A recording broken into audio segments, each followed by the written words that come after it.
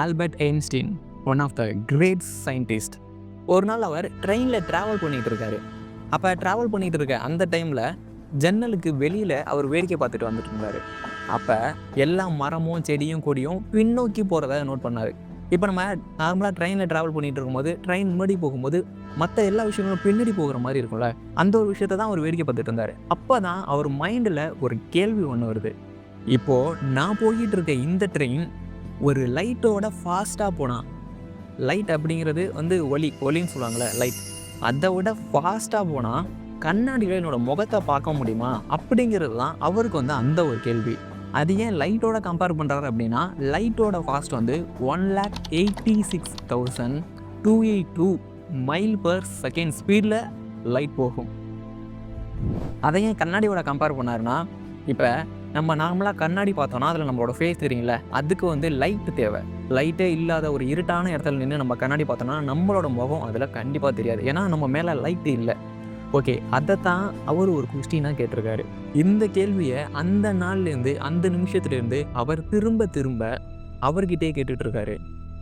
இதை பற்றியே திங்க் பண்ணிகிட்ருக்காரு. சாப்பிடும் போதும், தூங்கும் போதும், ஏன் குளிக்கும் போது கூட இதை பற்றியே திங்க் பண்ணிகிட்ருக்காரு. அப்போது ஒரு நாள் அவர் கனவுல இதுக்கான பதில் கிடைக்கிது. அவர் கனவுல வந்த பதில் என்னென்னா, நேரம்தான் மாறுது. இப்போ ட்ரெயின் லைட்டோட ஃபாஸ்ட்டுக்கு போனால் அதில் இருக்கிறவங்களோட நேரம் ரொம்பவே மெதுவாக போகும். ஆனால் இது அந்த ஆளுக்கு, அதாவது அந்த கண்ணாடி பார்க்குற அவருக்கு தெரியாது. அதனால் லைட்டு கண்ணாடியை சேர்றதுக்கு கொஞ்சம் டைம் ஆகும் அப்படிங்கிற ஒரு விஷயத்த கண்டுபிடிக்கிறாரு. இதை தான் 1905 எயின்ஸ்டீன் கண்டுபிடிச்ச ஒரு பாப்புலரான ஒரு தேரி ஆஃப் ரிலேட்டிவிட்டி அப்படின்னு சொல்லுவாங்க. E=mc². இதை நான் ஸ்கூலில் படிச்சிருக்கேன், பட் இதுக்கான மீனிங் எனக்கு இப்போ தான் தெரிஞ்சிச்சு. என்னதான் இந்த தேரியை கண்டுபிடிச்சது எயின்ஸ்டீனாக இருந்தாலும் இதுக்கு பின்னாடி இருக்கிற ஒரு முக்கியமான ஆள் அவரோட சப்கான்ஷியஸ் மைண்டை தான் நான் சொல்கிறேன். இப்போது உங்களை எடுத்துக்கிட்டிங்கன்னா உங்களுக்கு conscious mind and subconscious mind அப்படின்னு 2 மைண்ட் இருக்கும். என்ன தான் கான்ஷியஸ் மைண்ட் இருந்தாலும் அதை விட பல மடங்கு பவர்ஃபுல்லானது தான் இந்த சப்கான்ஷியஸ் மைண்ட். இந்த வீடியோவில் சப்கான்ஷியஸ் மைண்டை யூஸ் பண்ணி உங்களோட டெய்லி லைஃப்பில் வர ப்ராப்ளமை நீங்கள் எப்படி சால்வ் பண்ணுறது அப்படிங்கிறத பற்றி தான் பார்க்க போகிறோம்.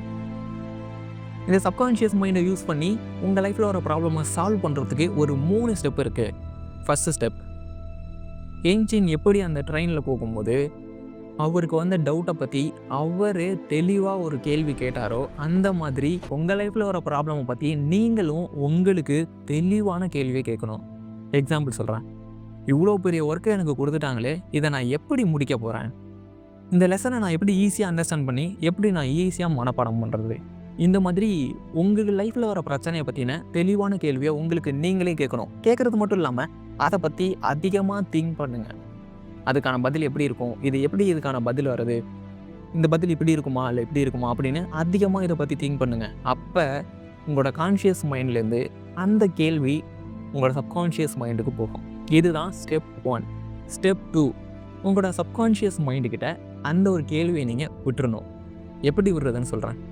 இந்த மொபைல் ஃபோன், டிவி இந்த மாதிரி டிஜிட்டலைஸாக இல்லாமல் ஒரு வாக்கிங் பண்ணுறது, நேச்சர் கூட டைமை ஸ்பெண்ட் பண்ணுறது, ஒரு தூங்குறது, இந்த மாதிரி நார்மலான சிம்பிளான விஷயங்களில் நீங்கள் டைமை ஸ்பெண்ட் பண்ணணும். இந்த கேள்வியை கேட்டதுக்கு அப்புறமா இந்த டைம் இருக்குல்ல, அந்த டைமில் உங்களோட சப்கான்ஷியஸ் மைண்ட் நீங்கள் கேட்ட கேள்விக்காக பேக்ரவுண்டில் ஒர்க் பண்ணிக்கிட்டே இருக்கும்.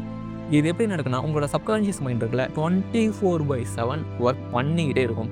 இதுக்கு ஒரு சின்ன எக்ஸாம்பிள் ஒன்று சொல்லணும்னா, நீங்கள் தூங்கும்போது உங்களோட ஹார்ட் பீட் நடக்கும், நீங்கள் மூச்சு விட்டுக்கிட்டு தான் இருப்பீங்க. இதெல்லாம் எதனால் நடக்குதுன்னா உங்களோட சப்கான்ஷியஸ் மைண்டால் தான் நடக்குது. ஓகே, கேள்வியும் கேட்டாச்சு, அதுக்கான டைமும் கொடுத்தாச்சு. நெக்ஸ்ட் என்ன பண்ண போகிறோன்னா, அந்த ஆன்சரை வாங்குறது தான் ஸ்டெப் 3. எப்படி எயின்ஸ்டீன் தூங்கும் போது அவர் எதிர்பார்க்காத நேரத்தில் அந்த ஒரு பதில் அவருக்கு கிடைச்சிச்சோ, அதே மாதிரி நீங்கள் கேட்ட கேள்விக்கு உங்களோட சப்கான்ஷியஸ் மைண்டோ நீங்கள் எந்த விஷயத்தையுமே எதிர்பார்க்காத ஒரு டைமில் உங்களுக்கு அது தரும். அது நீங்கள் சாப்பிடும் போதாக இருக்கட்டும், இல்லை உங்கள் ஃப்ரெண்ட்ஸ் கிட்ட பேசும்போது, இல்லை சும்மா எங்கேயாவது நடந்து போயிட்டு இருக்கும்போது திடீர்னு உங்களோட மைண்டில் அது ஒரு ஐடியாவாக ஸ்பார்க் ஆகும். அதை நீங்கள் கண்டிப்பாக நோட் பண்ணி வச்சுக்கோங்க. செம்மல, இது உண்மையாக நடக்கக்கூடிய விஷயம். எனக்கு கூட நிறைய தடவை நடக்கும். இதை நம்பலைன்னா கண்டிப்பாக ட்ரை பண்ணி பாருங்கள், கண்டிப்பாக நம்புவீங்க. செல்ஃப் டிசிப்ளினா இதை ரெகுலராக ட்ரை பண்ணணும். இப்படி ட்ரை பண்ணால் மட்டும்தான் இதோட ரிசல்ட்ஸ் நமக்கு கிடைக்கும். ஓகே, லைஃப்பில் எனக்கு செல்ஃப் டிசிப்ளின் தான் என்னோடய பிரச்சனையே, அதனால் ஃபாலோவே பண்ண முடியல, ரொம்பவே கஷ்டமாக இருக்குது அப்படின்னு நினச்சிங்கன்னா இந்த வீடியோ செக் பண்ணி பாருங்கள். உங்களோட செல்ஃப் டிசிப்ளின் கண்டிப்பாக இன்க்ரீஸ் ஆகும்.